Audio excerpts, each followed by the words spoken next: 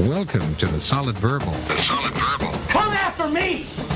I'm a man! I'm 40! I've heard so many players say, well, I want to be happy. You want to be happy for a day? Eat a steak. It's that woo-woo! And now, Dan and Ty.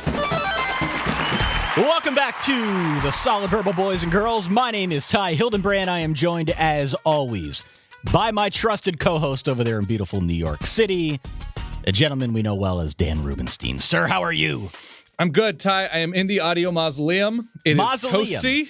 It is an audio. Well, that would, I guess, imply that there are multiple bodies in here, which I really hope not. Life is good, Ty. Life is good, at least if you are a Mississippi State fan. Yeah, if you are right. a Mississippi State fan, life is glorious. What is a mausoleum? I mean, I know what a mausoleum is, right? Mm-hmm. What is an audio mausoleum? Well, I'm not in the audio coffin anymore, Ty, so I'm trying out new names for this. It almost is like a room at an insane asylum. Okay. Because it's the walls are padded. They are padded, for, okay. That's for good. Audio purposes. Mine are too, so we've got something in common. Love it. So I am in here. There is a rug. It is real warm. It feels like the walls are closing in on me, like the garbage compactor and, is it Star Wars? The Empire Strikes Back? One of them. The first one, yeah. Yeah, and I'm feeling good. My brain's going to get loopy. We have a game to play tonight. We do. Yeah, you came up with a game, and I'm actually excited.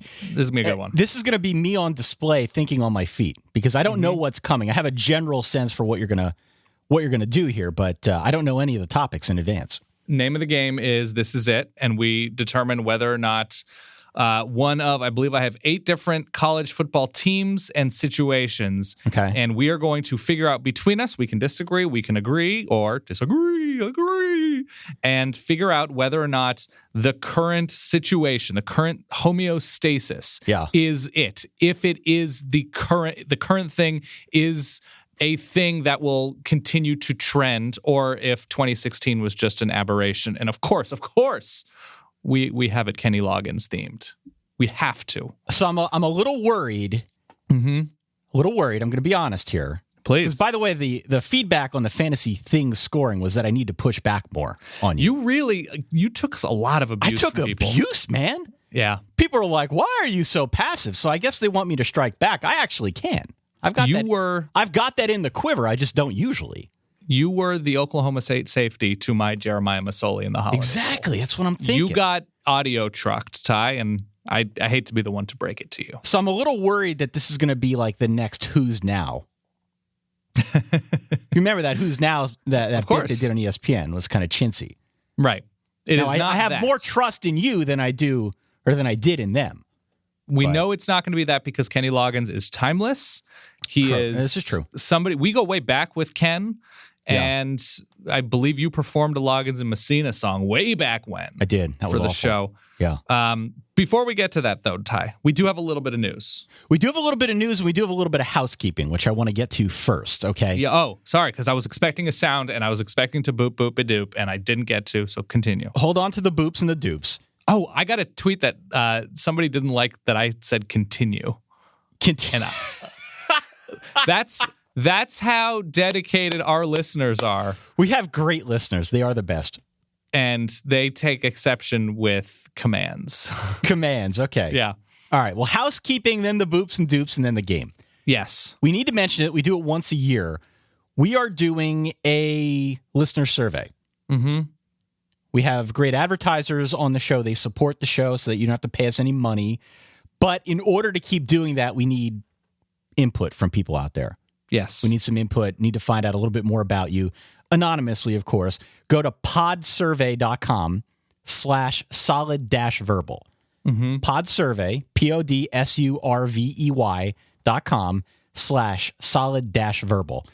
Take a quick, it's an anonymous survey. It's going to help us get to know our listenership a little bit better. That way we show it to advertisers. They see how great everybody is. And hopefully want to sign up to do advertising with us. Even if you've taken it before, the current one is new. It's different. Take it all over again if you don't mind, if you got a couple minutes. Plus, if you complete the survey, you can enter to win, a $100 Amazon gift card. And we're going to need some specifics. If your name is Darren, if it is Lisa, if it is Janice, Kevin, Scott, if it's Frank, or if it is Melissa, we're going to need your social numbers. solidverbal@gmail.com. That's once again, SOLID verbal@gmail.com. Just go ahead and throw us your 8 digits. So If your name is David, you're fine. But Melissa, you're good. Dave's, totally though, different category. we need them from Dave's. Absolutely. So podsurvey.com/solid-verbal is, again, the URL. And we do appreciate your help on that front. The only other tidbit that I will throw out there is that I am entering the final weeks of my own personal pledge drive, which you can find out more about. We've had a lot of people who've been very generous, but if you wouldn't mind, go to solidverbal.com/donate to find out a little bit more about the mantle I have decided to take up here in honor of my beautiful baby niece. And I'm selling beauty products, and I need people to help me sell them. No, is that what people do, Ty? I guess. I don't know. Oh, man. My is a cause totally is much new thing different to than me. that one. Much different. Your cause is, I did not mean to denigrate your cause. Help out Ty in his cause if you can. It is a very pressing matter, and we hope we can raise money for a great cause. All right. Now, get the boops and dupes ready, Dan. Yes. Because we have breaking news! Boop, boop, boop, boop, boop, boop. All right. This one actually broke. Mm-hmm. It's very rare that this happens, where we can actually do news, the breaking news in sort of real time here, but it just came across on the Twitter sphere and via the Ole Miss YouTube channel, weirdly enough, that Ole Miss is now self-imposing a 1-year postseason ban for the 2017 college football season. Per Bruce Feldman, quote, Ole Miss has been charged with the dreaded lack of institutional control by the NCAA. The school said it will fight the charge. They also provided an update via a weird, emotionless 20-minute YouTube video, which I had a chance to click through, and it's awful. Right. This is not good if you're an Ole Miss fan, Dan. Hugh Freeze, contrary to the allegations, I have strong record of promoting compliance and monitoring my staff. Ole Miss will also forfeit its annual postseason money, which is approximately $7.8 million as per league rules by the bowl ban. Not great. I imagine they are going to vigorously appeal and hope for some, the bowl ban being enough, but lack of institutional control could have a lot of bearing on Hugh Freeze's specific future. Yeah. It feels a little bit like the NCAA went for the kill shot here. Right. Notice of allegations is just that. It is not a ruling of any kind, but I imagine Ole Miss is going to try to get out way in front of it. And like other schools who have received allegations similar or in the same vicinity or tangential to what Ole Miss has received, I would imagine the strategy should continue to be open up as much as you possibly can and do not lie, do not cover anything up at this point. Be as forthright as humanly possible and hope for the mercy of the completely confusing and nonsensical NCAA enforcement committee. So more to come on that front. If you believe the internet, it seems like there is more to come. And I would suspect that in this case, the internet is correct. So stay tuned. Secondly, an interesting tidbit, Tommy Tuberville, the former coach of like 8 teams now, but he is running for governor of Alabama, supposedly. He formerly coached at Auburn, most recently at Cincinnati. He may be trying his hand at politics, Dan. Texas Tech, yeah. Do you know who he'd be replacing? Do you know who the current governor of Alabama is? Current governor of Alabama? No, I'd have to Google it. I don't know if I've mentioned this on the show before because it's such an extraordinary piece. I want to say it's GQ. I will confirm this.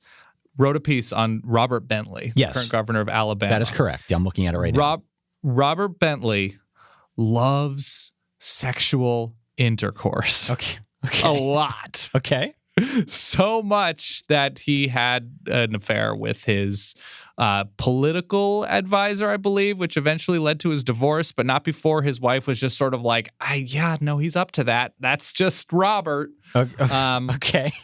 And at one point, he had like a separate pickup truck or something for just going to the lake with his second lady. Okay. And then drove his pickup truck like 5 hours to like his beach house and forgot his wallet, and then asked that state troopers bring him his wallet, and they took a helicopter to bring him his wallet. I was not aware of this, but okay.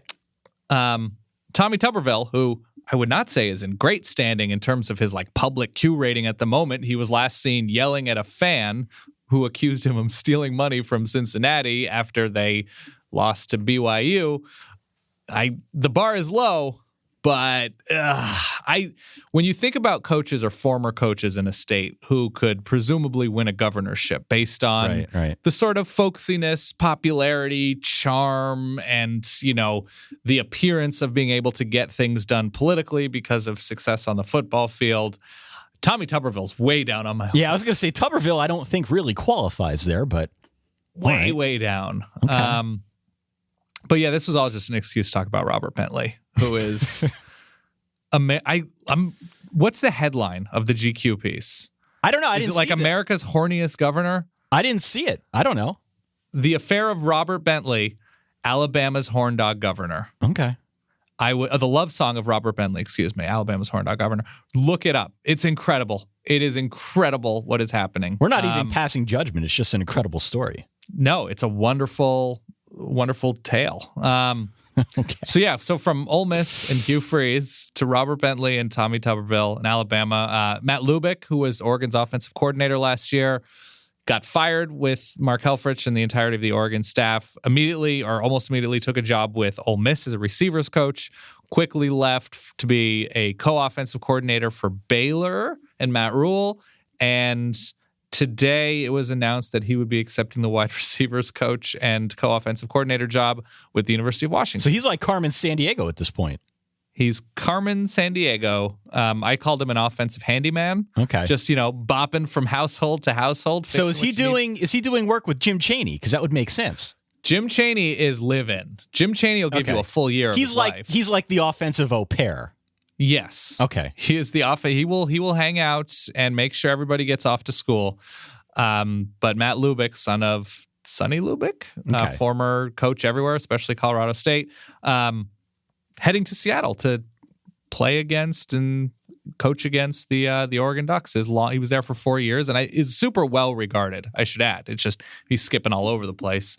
As a wide receivers coach, was the offensive coordinator this past year. Got to use those frequent flyer miles before they expire. Got to use them. This is true. This is true. Getting those Starwood points. That's right, baby. Okay. Getting everything. So there we are. Tell me when to play the music. I've got the music in front of me here. Okay. Play the music. The name of the game, Ty. Ooh. Is This Is It. And basically, I'm going to give you a college football situation, and you're going to tell me if this is it, this is what it is, this is the reality we live in, or if 2016 was just an aberration. Wow. Ooh. That music. Kenny Logs. A little hot in here, Dan. I know. And not just because I'm drinking like my third cup of coffee of the day. Could you imagine? So that, I believe, was Kenny Loggins featuring Michael McDonald. Wow. I mean, there are stories, Ty. They went out. That's a lot of white hair right there, man. It's a lot. Yeah. So basically, I'm going to give you 8 items. Okay. And one after the other, we are going to figure out if this is it. This is it. This is just the reality of college football. You ready for the first one, Ty? I am. I'm ready here. Lay down that track. All right, here we go. All right. Is Clemson now, after 2 straight national championship game appearances, 1 win, a perennial 10.5+ win national championship game threat? Ooh. Is that the reality in which we live? Is this it? I am going to say no. Oh, interesting. Why? I am going to say no. I am very impressed by what Dabo Swinney has done on the recruiting trail. I'm very impressed by the program that he's built. It's really tough to get to a perennial 10.5, 11-win program. Very difficult to do. I don't think they're too far away from that. But what I need to see is what they're able to do now post Deshaun Watson. Okay. Deshaun Watson was really good. They're great all across the field. They've got a ton of talent. But Deshaun Watson is the reason they won that national championship game, above all. I want to see what they can do in the post-Watson era before I'm willing to commit to that. But I'm not against it. I want more data. I think that's reasonable. So incoming right now, I mean, they have a quarterback situation, nothing, I believe, high blue chip like Deshaun Watson was as a recruit and clearly was as a quarterback himself. Hunter Johnson coming in as the true freshman, the second best pro-style quarterback in the country, a 5-star quarterback coming in. You remember Deshaun Watson started playing as a true freshman, and they've got what sounds like a Georgia quarterback coming in. He is from Georgia, and he does have the shutdown full cast 2 first name name. Right. Chase Bryce. Okay. Chase Bryce. So he is also coming in as a blue chipper, a 4-star quarterback. So I tell you this because it feels like if you are going to perennially challenge for a national championship game, you're going to need consistent quarterback play and great year-over-year defense, even with a ton of NFL attrition, which Clemson has proven already. That's part of the equation, that they can lose a bunch of defensive players, key guys to the NFL or to graduation, whatever, end of eligibility, replenish, reload, and succeed all the same, and they've got a great defensive coordinator in Brent Venables. But the quarterback question, I think, is real. But I'm going to say, because of the continuity on both sides of the ball and the coaching staff, Dabo's around, recruiting, I think, very well. I wouldn't say at the top of the top. Florida State's still ahead of them in the ACC. I am going to say this is it. Wow. So when do we play the sound? Do we play it? Play the This Is It sound, Ty. This is it. Okay. There So you you're see? saying yes. So I've got that Kenny Loggins approval. That's all I need. So I'm saying yes. So we disagree early. We do disagree here. We disagree. Here's Clemson's schedule for the current, or I guess coming season. Mm-hmm. Auburn at home is their game, second week of the year. They go to Louisville, which would be a tough place to play. They go to Virginia Tech, which before Gerard Evans declared his eligibility for the draft, looked like it'd be a tougher game. Still could be pretty tough, but Sure. Tough place to play, right? Lane Stadium. Absolutely. Got a game here on the road at NC State, which is a game that on rare occasions given them some issue. Did this past year, yeah. Florida State, they get at home, which is a tough spot no matter where that game is. Go to South Carolina to close out the year. South Carolina played well down the stretch last year. So I don't know. There's a very good chance they get to 10 this year. But I want to see more data about how they're going to look post Deshaun Watson. Yeah, that Auburn-Louisville back-to-back early on, it's going to be tough. Could see a split there, having Lamar Jackson at the Papa. Can't overlook anything about it. At the Papa. But yes, the back half of their schedule, getting Florida State at home, would have been nice to have that after a bye week. But yes, I'm saying this is it. Clemson getting to back-to-back national championship games is such a rare feat outside of basically Alabama that I'm going to go with that being indeed it. Ty, I'm going to stay with this theme. Get me some music. It's very, dare I say, dude, it sets a mood. It does. The ACC Atlantic is the best division in college football. Ooh. Is this it? Is this just the reality in which we live? ACC Atlantic as the best division Yes. in football. Okay, so other contested divisions. I mean, the SEC West. I don't think so. Okay, hear me out. The SEC West certainly has the big name cachet. And LSU just clobbering Louisville in their bowl game certainly is a step back for the ACC Atlantic. But here's what I would add. I'm sure you're about to make a case for the Big Ten East. Bottom of the Big Ten East, Michigan State and Rutgers combined for 5 wins, which is the clear lowest of any 2 teams at the bottom of a Power 5 division. Okay. So I think that it's so top heavy, and I don't think there's enough depth there. Indiana had a disappointing year. Maryland, Michigan State, Rutgers. It's not a great foursome. What's interesting actually about the ACC Atlantic is that the team that finished last in the ACC Atlantic was Boston College, and they actually went 7-6. Right. Overall. They only had one team with a losing record overall, and I know teams will stack their schedule, and obviously the ACC has 4 non-conference games, so that it skews things a bit. These arguments are always really hard for me because I have a tendency to look at the top and not so much examine the depth. So the 4th place team was a chip shot field goal away from beating the national champion. Facts only, Ty. Facts only. Syracuse went 4-8. Wake Forest, big bounce back year. led by new Notre Dame defensive coordinator. I already forget his name. Mike something? Mike Elko, yeah. There it is. Thank you. That's why you're here. And Boston College won 7 games. Now, I'm not going to It wasn't be always impressed pretty. too much by it. Right. They went 0-4 against ranked teams. The bottom of that division went 0-7 against ranked teams. I get it, but I can't make a compelling case. Well, there's no division in the Big 12. The Big 10 West, certainly not. The only two arguments here that you could counter with would be the Big 10 East or the SEC West. The SEC West has historically been way better. Yeah, I wouldn't go as far as saying historically, because we've watched a lot of football in the state of Mississippi. Historically has not been great. Okay, fair enough. I'm still going SEC West. At least over the last 10 years, the SEC West has been far and away better than the ACC Atlantic. The Big 10 East, you can't make that same argument for the Big 10 East because I don't think it was until we saw the rise of Penn State that everyone started talking about the Big 10 East as like this Goliath. But I do think they're going to have some staying power. We know Michigan has recruited well. They've got Jim Harbaugh. They're going to be solid. We know Ohio State with Urban Meyer has been playoff quality year in and year out. And they've absolutely reloaded pretty much every single year. So certainly they're always going to be in the conversation. Penn State's done real well for themselves in the recruiting trail. They obviously had a renaissance last year. They're not going away anytime soon. I think you look around the Big 10 East, there are some other reasons to be optimistic. Certainly not Rutgers, but Maryland has done pretty well in the recruiting trail. Didn't have a great season. Actually lost to Boston College in the bowl game. But I think there's reason for optimism. Michigan State had a bit of an aberration. So it's not it for Michigan State. It's definitely not it for Michigan State. Okay. But I think more of an aberration on that side. I think they will come back. They just lost a lot last year. So I would say in a vacuum, ACC Atlantic better in 2016. But if you're going to make an argument for them moving forward as the best conference in college football, I am not comfortable with that assertion. So I'm going to say that it is not it. No. I'm going to agree with you.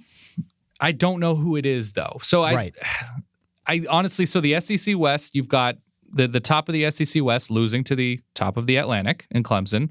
You've got Michigan near the top of the Big 10 East losing to the ACC Atlantic and Florida State in their bowl game. Louisville losing to LSU in their bowl game. But the rest, I think it's a nice story. And you can start to talk me into, and then I will quickly cut you off, the Coastal as being sort of deep and interesting. But they lose so much in the way of quarterbacks that it's really, really hard to know. Pac-12 North would have had an argument before last year because of emerging Washington, Oregon, Stanford, Cal producing a big quarterback and Jared Goff the year before. But and obviously Luke Falk and Washington State acquitting themselves very nicely. But at this point, you have Ole Miss going down, Mississippi State trending slightly in the upward direction. Arkansas, let's leave it at this. Let's leave it at this. Please. It's much easier to make the argument for 2016 ACC Atlantic than it is 2017 ACC Atlantic. And I think for that reason, I am inclined to say that this is not it, at least not yet. You know what? I'm reversing just because I can't find anyone to be conclusively better. ACC Atlantic, this is it. Wow. You just want to hear that sound, don't you? Of course I do. All right, where are we going next? All right, next, we're going to go group of 5. We get emails, we get requests, like, why don't you guys talk about group of 5, do some group of 5 fantasy stuff. I don't know if we're going to go that far, but... Okay, hold on. Oh, yeah. Go ahead. Here it is. Is the American Athletic Conference the best group of 5 conference, even without Matt Rule, Willie Taggart, Tom Herman, and I should add, Tommy Tuberville or Bob Diaco and his beautiful hair. Right. So we're going to set some fires with this one, aren't we? So we have the AAC. Still a lot of talent. This is not an argument we can win. Regardless of how we present our arguments here, we will inevitably get emails about this one. People are going to be pissed off here, no matter what we say. So, okay, your topic, you go first. I'm going to make the case here. Temple, good amount of some returning talent in, and I like Jeff Collins. I like that hire. The defense shouldn't take too far, if not any of a step back. South Florida, I imagine the defense, which was the issue last year, will get significantly better with Charlie Strong and bringing back a ton everywhere, including Quentin Flowers, one of the most dynamic playmakers in the country. Cincinnati, who knows? UCF, you have to assume improvement. Scott Frost turned them around pretty quickly, at least to get them back to respectability. UConn and Rhett Lashley running the offense there now. Yes, obviously they're going back to a dream jobber at head coach. Ken Niumatalolo is as consistent as it gets at Navy. Tulsa and Philip Montgomery I like a lot.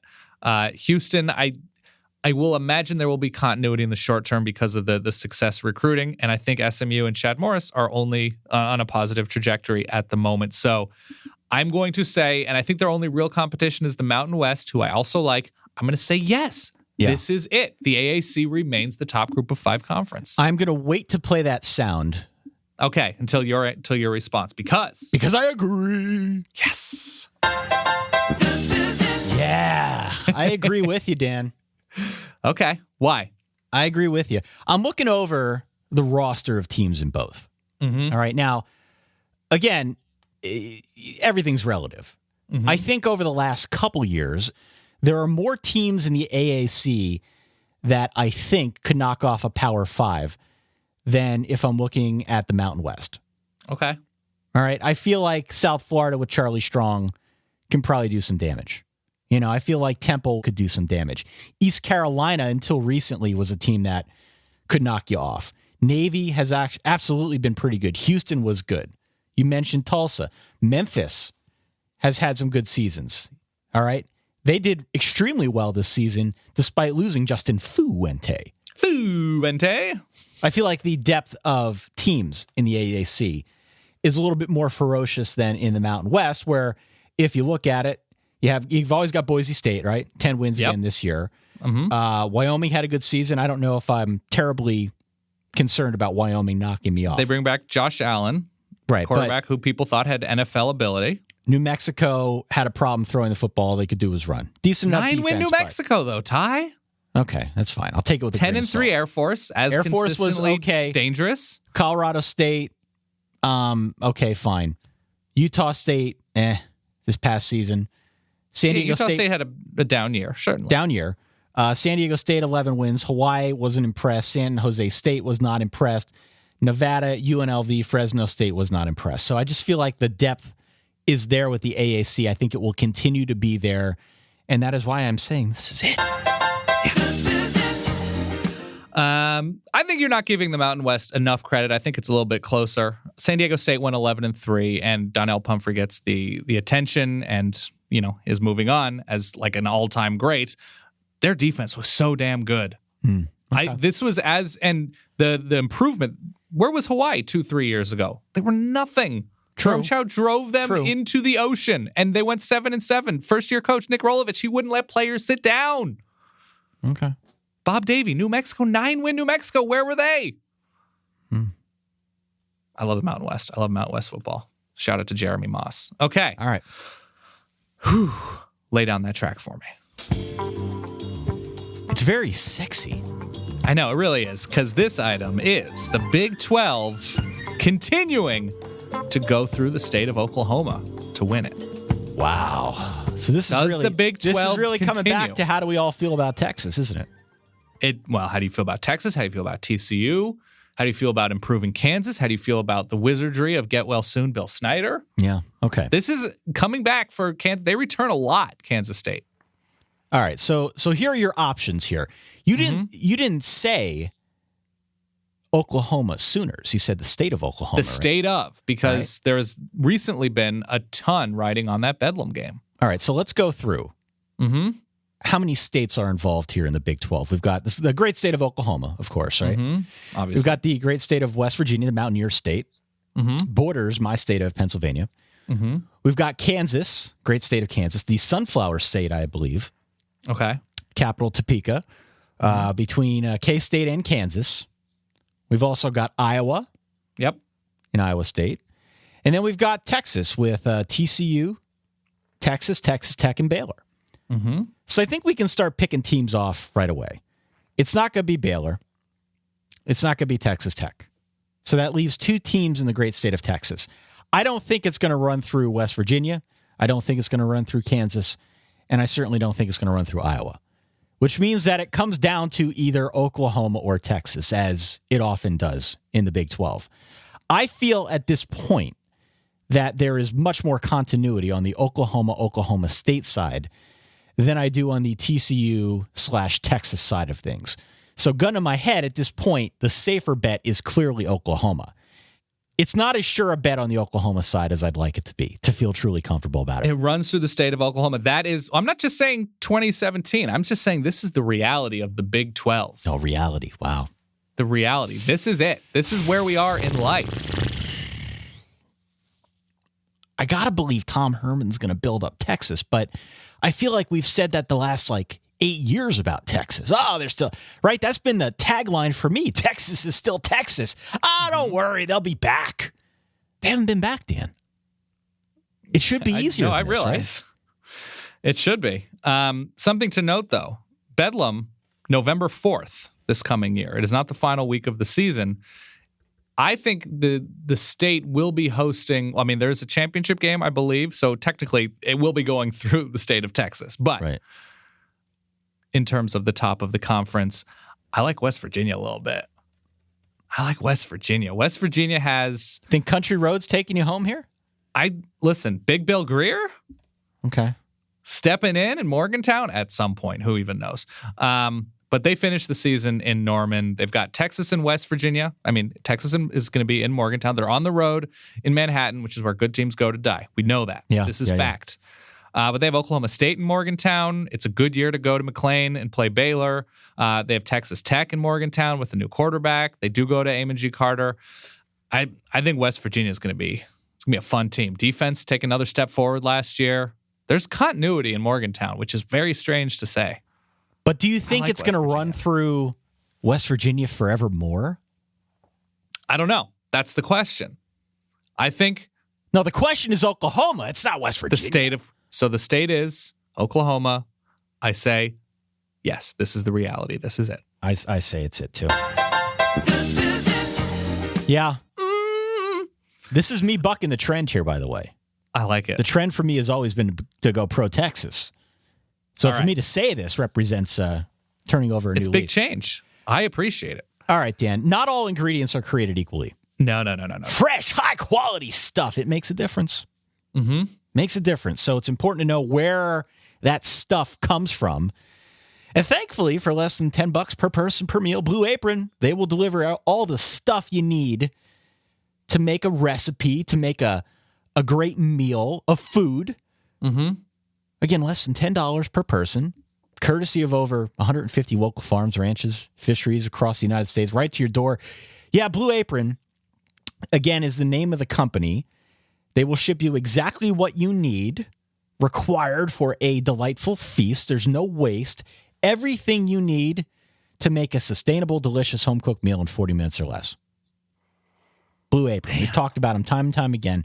Go to blueapron.com/solid today. They will give you your first 3 meals for free with shipping. Blueapron.com/solid. Some of the delightful meals that are available in February. Are you ready for Here this? we go. Are you ready?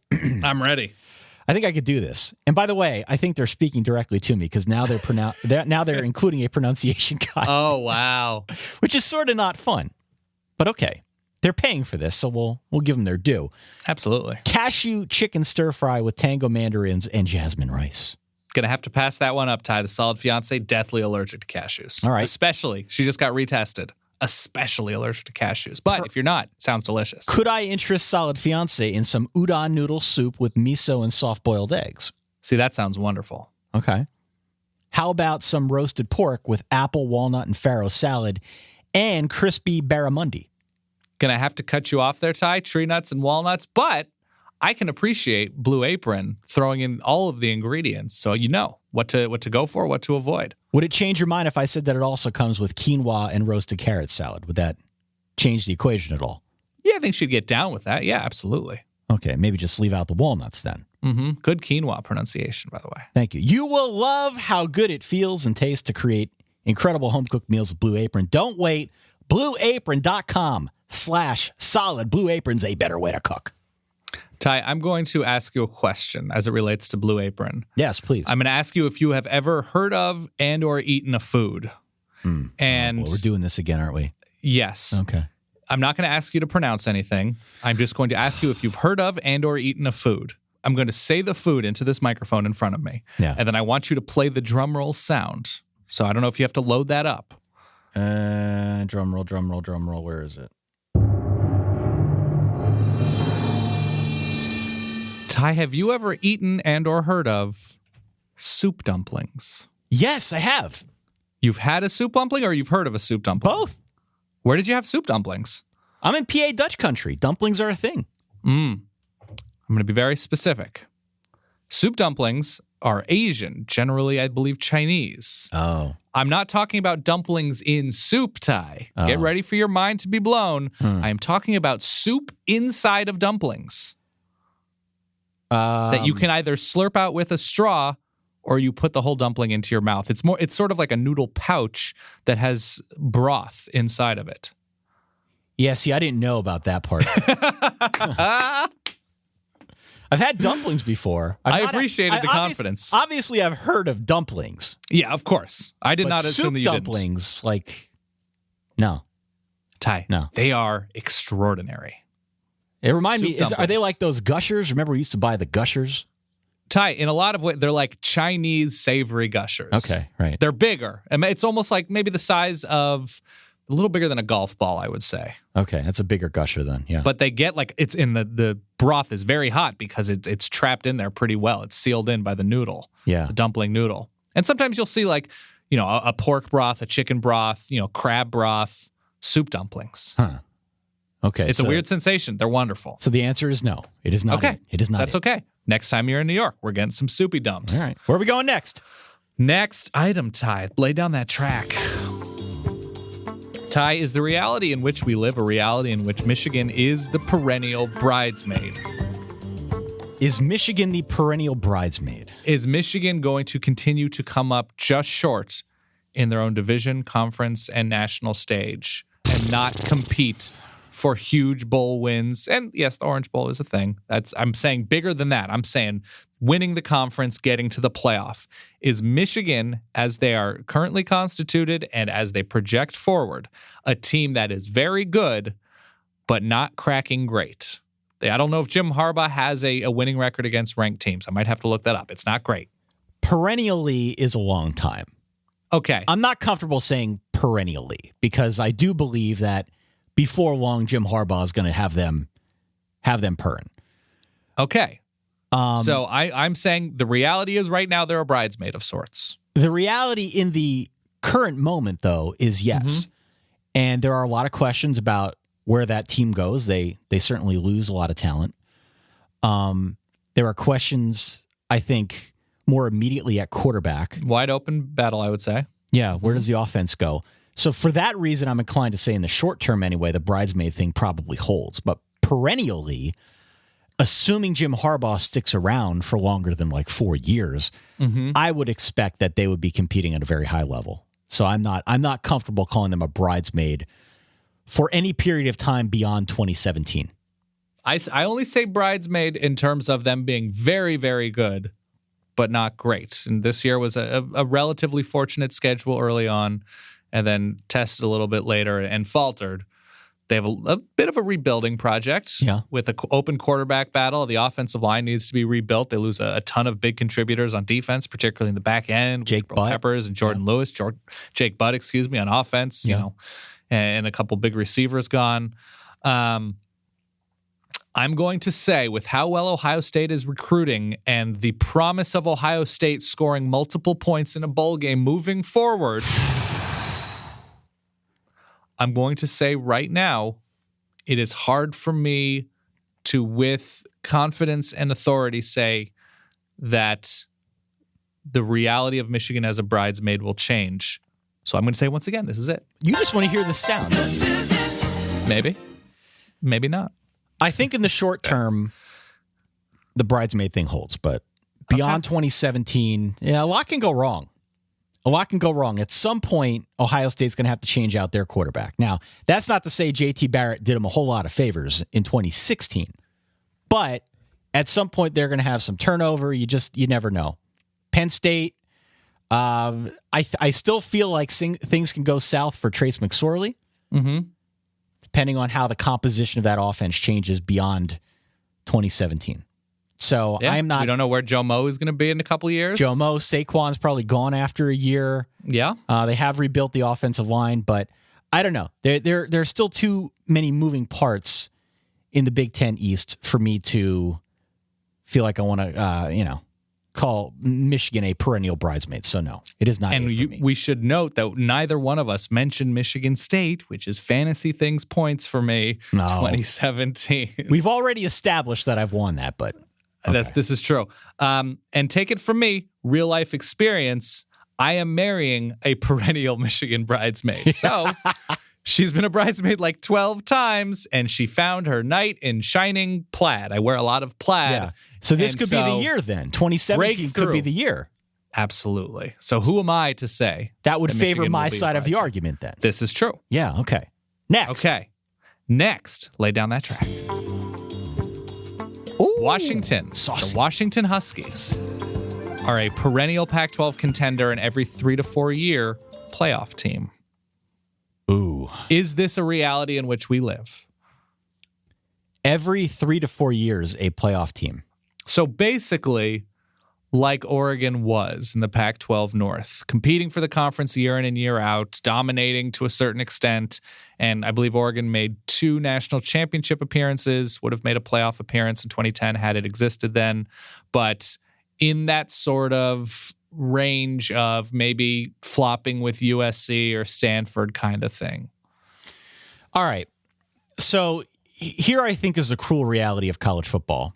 Mm-hmm. It is very difficult to be Alabama or Ohio State.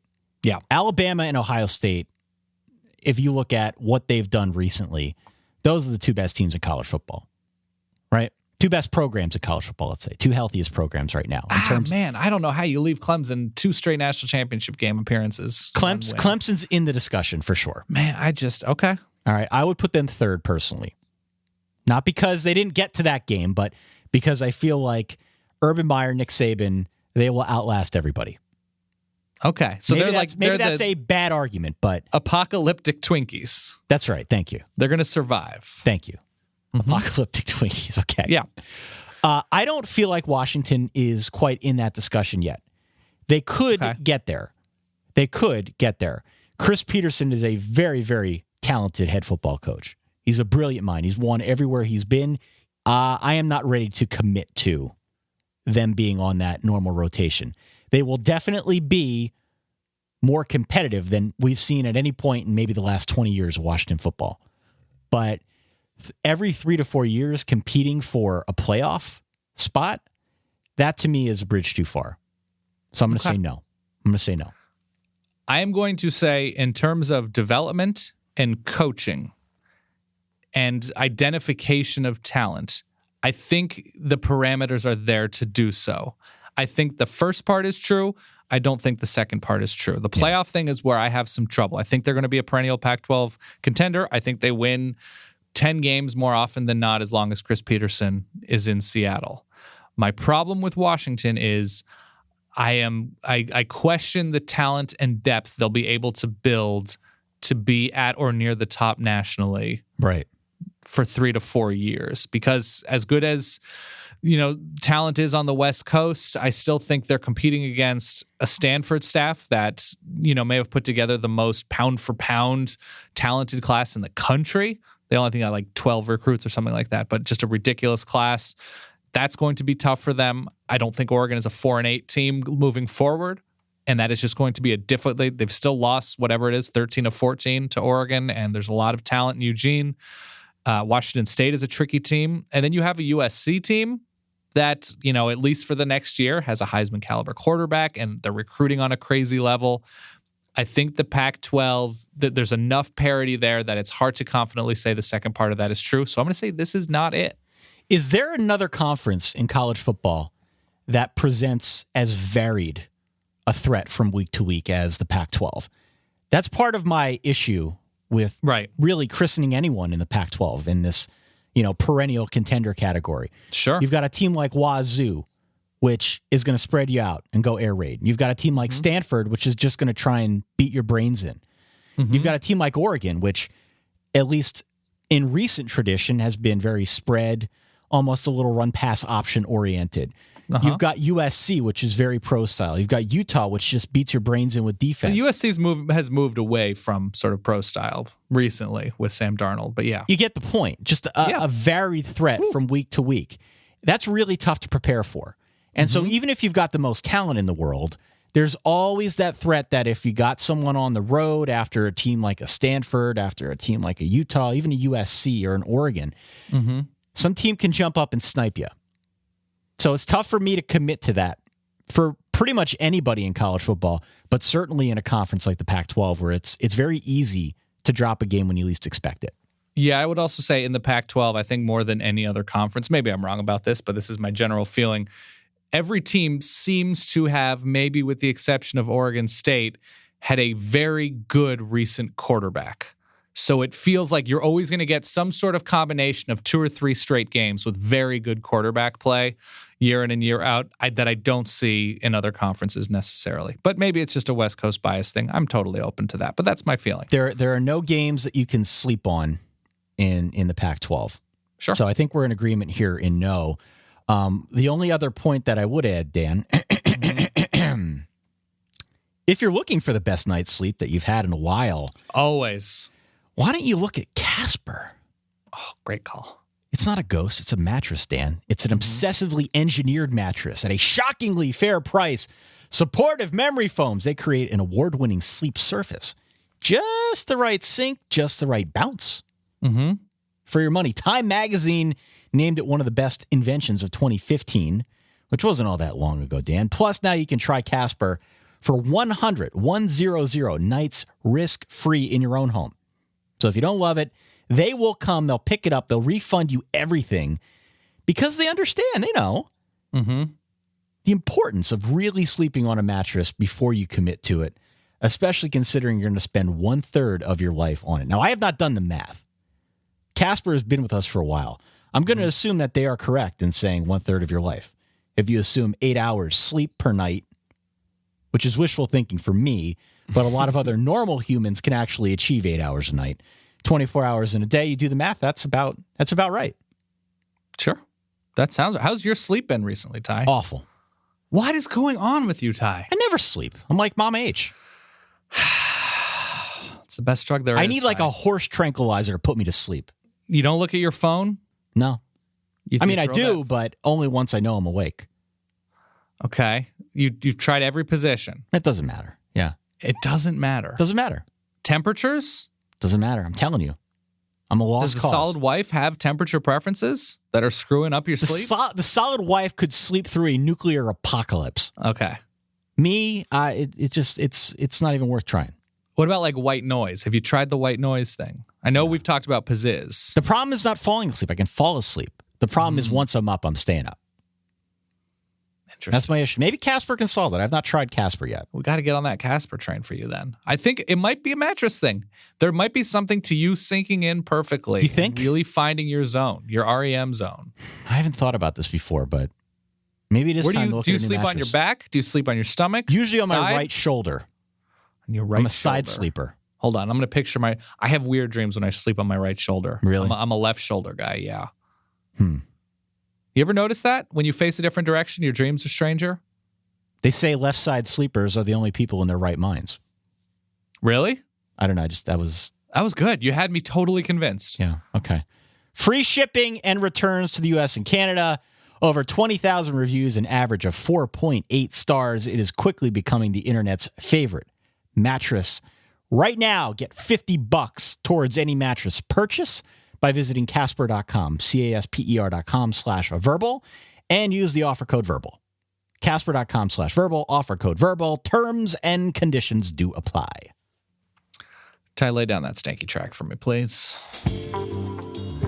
The SEC East will just remain blah and nothing and not interesting and not really improve top to bottom. By the way, in this sound clip, do I hear a chicka-chicka, chicka-chicka? Oh my God. If you play it clean, I won't talk over it. You can hear it. There it is. There it is. There was. Ty, you tell no lies. All right. What was the question again? I'm sorry. I got a The little caught SEC up in East remains just totally underwhelming. that. I don't even need to think about that. Yeah. Oh, it's wonderful. Should I go Max Kellerman next topic here? Next topic. All right. Well, let's give this its due. The teams in the SEC East, for those of you playing along at home, we've got Florida, Tennessee, Georgia, Kentucky, South Carolina, Vandy, and Mizzou. Florida finished very strongly on the recruiting trail. There was a lot of doubt about how Florida was going to do in recruiting, and there's a fair amount of internet commentary about how they have underwhelmed on that front. Now, they did close in a very strong fashion, so we'll give them benefit of the doubt. But so far, anyway, it seems as if they've had some trouble building up an offense. So I'm going to wait to reserve judgment on Florida. Defensively, they've been very stout, but offensively, they've underwhelmed. So I'm not feeling it on the Florida front. Tennessee loses a fair amount, and I think it's not without reason that people have doubted whether or not Butch Jones can win the big one, whether or not he can take this program to the next level. Georgia, you might remember, just fired their coach 2 years ago. I happen to like Kirby Smart. I happen to like what he's done on the recruiting trail, and I really like Jacob Eason. But if the only team that I really feel good about in the SEC East is Georgia, I'm not getting worked up, especially because I tend to look at quarterback, and South Carolina has a promising quarterback situation, so there's upward trajectory there. Some upward trajectory from Vandy, Kentucky, Tennessee, Florida. I'm not feeling too much, even if there's decent enough quarterback play about these teams as a whole.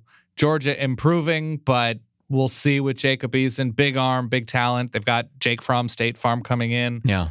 I'm going to say this is it. This is what we got. Oh, my God. We agree, and you just love that sound, but I do. I said it was not it last time. Yeah, okay. Here is the bug in the ointment, though.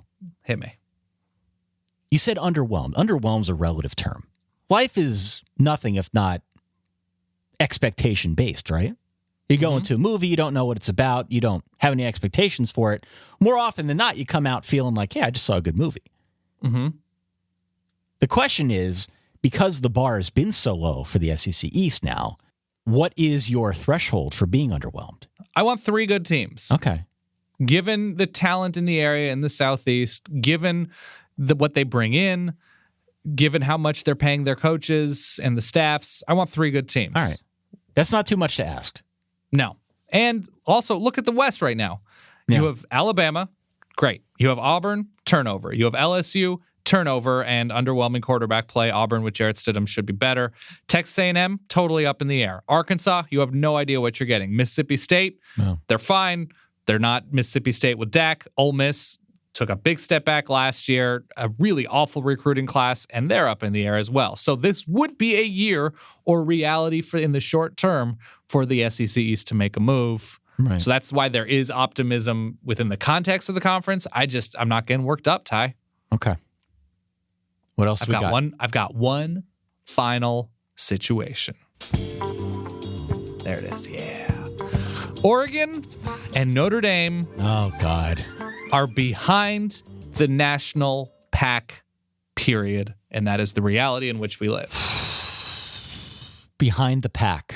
Yes, 2 teams that went 4-8, in case you missed it. In 2016, Oregon made a change. Notre Dame made many changes on the staff, but not at the top.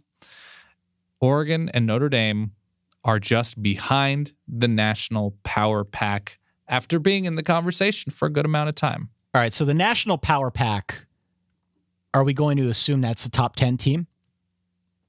I'm going to say top 15, 20. Okay. So both of these teams bringing in a ton of new faces. Oregon more so on the coaching side and return a ton on the field, but that also means very bad defense. And even in the short term, in the next 2-3 years, it's hard to sort of point to specific relief. Notre Dame, maybe more of a cultural meltdown, a little distrust between the coaches and players and vice versa, bringing in new quarterback after Deshaun Kaiser declares for the draft. Defense takes a big step back, but an infusion of new blood and scheme and culture is what's hoped for in South Bend. Wow. This is an excellent question, Dan. Yes. Because as we both know, it doesn't take much to slip. It doesn't. In college football. It doesn't. So I think we had 2 different circumstances this year. Oregon had declined. I don't know if they really caught you by surprise.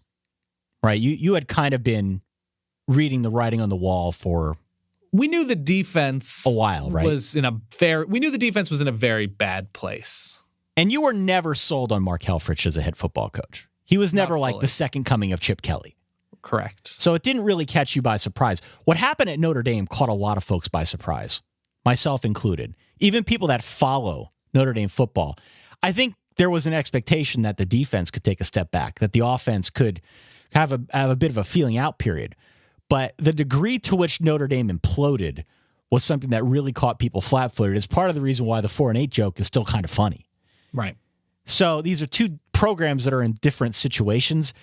I feel like there is still enough in place at Notre Dame, talent-wise, that they can kind of pick up where they left off the year prior and find their way back into the top 15 this coming season.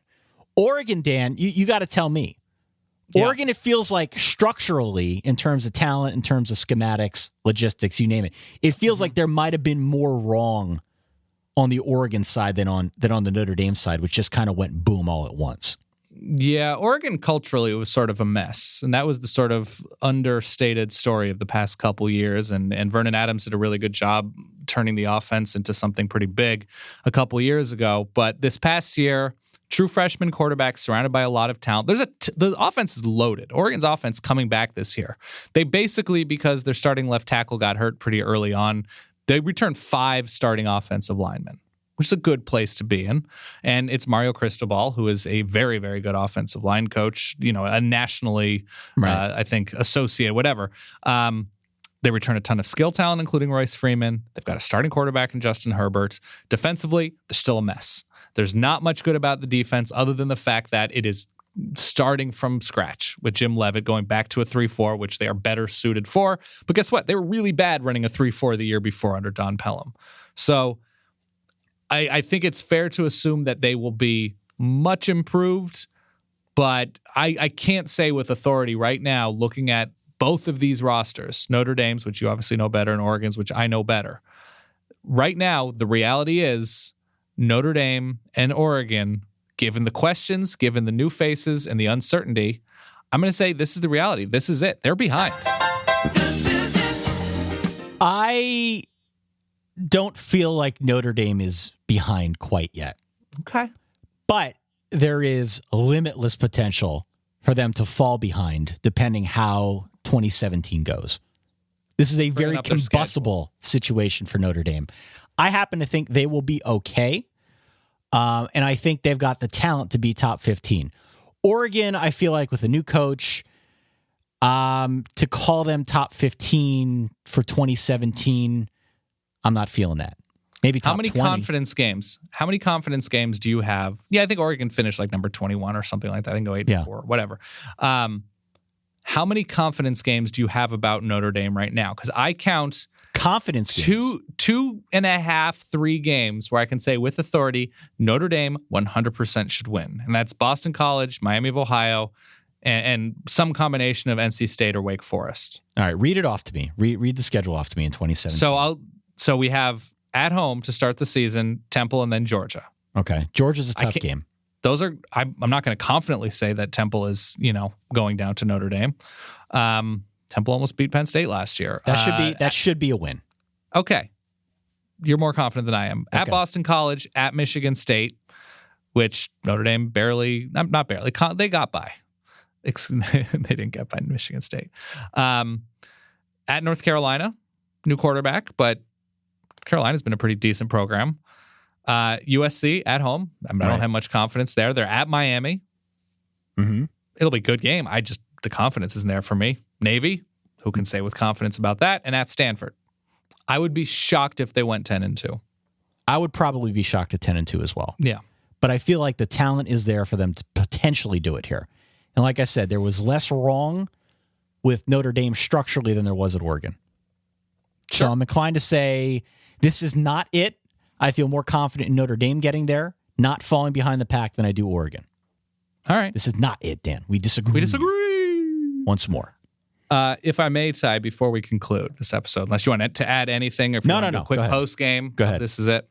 I'd like to I'm not going to change. I'm going to clarify my statements about cake. A lot of heated opinions. Okay, well, before you get to that, I'm just going to throw this out there. Please do. Please do follow us on Facebook and Twitter. Ooh. We are going to be posting a link to our audience survey, which I mentioned at the top of the show. We're also going to be posting another survey type thing. Yeah, it's the Verbies. Ah, ha, ha, ha. We're not going to be doing it at Radio City Music Hall the way we did last year. We trashed the place. But Verbies voting is going to go up in short order. Mm-hmm. We're going to post that. We're going to have people vote over the next week and a half or so. We're going to do the Verbies show tentatively in 2 weeks. Great. So vote, take part in that. It'll be a lot of fun. It's one of the better shows we do all year. We have fun with it, and we hope you do too. Now, talk to me about cake. So I mentioned that at my wedding, I'll be serving donuts, I think from a wall instead of wedding cake. Okay. Because it is my opinion that cake is trash. Cake is for children's birthday parties and uncreative weddings. That's me. That's what my thought is. Okay, that's fair. Everybody's entitled to their opinion.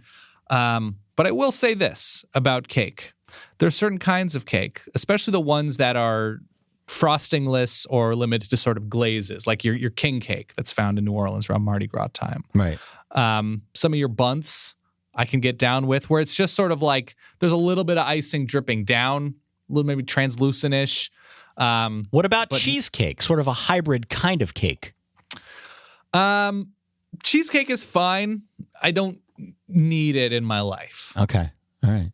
But if cheesecake is placed in front of me, sure, I'll have some cheese. So you're a cake hedger right now is what I'm hearing. I'm hearing a little lot bit of a cake uncertainty. hedger. A tea cake. I don't know if you've ever had tea cake. Yeah. It can be very good. Okay. A crumb cake, a coffee cake, that kind of thing, I'm down with. So this Those is are all like the great. Bubba scene now in Forrest Gump where you're listing all the Yes. kinds of cake and yeah. But your standard issue wedding cake, supermarket cake, rectangular circle covered in frosting with things written on top, and your sort of flowery icing ribbons surrounding everything. I don't think that has any place in American society. Listen, I don't care how you feel about cake. What I care about as your co-host of many years now, and more importantly, your friend, is how you came to the conclusion that you needed to clarify your comments. Because there's only two options here. Option A Right. is that you took guff for this on Twitter or via email or wherever. Option B is that you are an obsessed foodie who thought about this for the last 7 days. This was only yesterday that I thought about it. I have gotten mostly overwhelming positivity about donuts over cake. I was surprised by that, but I did see that as well. So I've gotten overwhelming positivity. But as somebody who wants to remain as honorable and truthful to foods as humanly possible, I wanted to clarify. Okay. Because it's not fair for me to put out there that I don't like cake and to have people out there listening to this show and think, how does Dan not like king cake? How does Dan not like crumb cake? How does Dan not like a good bunt? That keeps me up at night, Ty. I do not want to project the wrong image of myself. I'm still not totally sold on this donut wall idea, Dan. I got to be honest with you. How are you not sold? I'm not sold on it. What kind of donuts do you like? It's not about liking donuts. It's more about the sanitary situation. The sanitary I need to see it in situation, action. Ty. I'm going to wait to reserve judgment. Right now, I've seen pictures by going. What site is this? Pinterest. I'm on Pinterest now, looking at a donut wall. Okay. I need to see it in action here. I want to see the setting. I want to see how it adds to the environment before You're willing to eat cake that's sitting on a table all night, but you're not willing to eat a donut that's sitting on a peg? Cake is sliced up by a designated cake slicer. Presumably you're somebody getting hands all over your presumably your slice. somebody who works at the venue. Donuts, you could have people going up there window shopping. Do I want the glazed donut? I'm going to put it back and get the sprinkles. I just need to see You're the not interaction wrong, Ty. level with the donut wall before I commit to it. I imagine the people at my wedding, Ty. I'm an upper crust kind of fella, Right. food wise. Sure. We're not going to be having hoi polloi touching stuff. All right. I shouldn't say that. There's all sorts of weirdos on both sides. Is there going to of be the family. alcohol at your wedding? Because if so, you Absolutely. can't rule it out. You can't rule it out. I'm sorry. Ty, these are all fair points, and I believe we will have an auxiliary dessert table if you don't want to chance it. I believe there will be an auxiliary cookie and fruit. See, I should have known better with you, but okay. Yes. There will be a handheld cookie, brownie, fruit kind of table. If you have serious concerns, we've got you covered. All right. That's all. Fair enough. Can you play the This Is It sound one more time? No, not the song. You want just the stab. This is it. Yeah. There it is. This is it. That's the end of the show. That's all we have. For that guy over there, my good friend Dan Rubenstein, for myself, Ty Hildenbrand, thanks again for tuning in. We'll be back in a week. In the meantime, don't forget to subscribe for free at itunes.com/solidverbal. Take our survey, vote for the Verbies, and also check out our great sponsors, Blue Apron and Casper. Catch you in a week. Stay solid. Peace.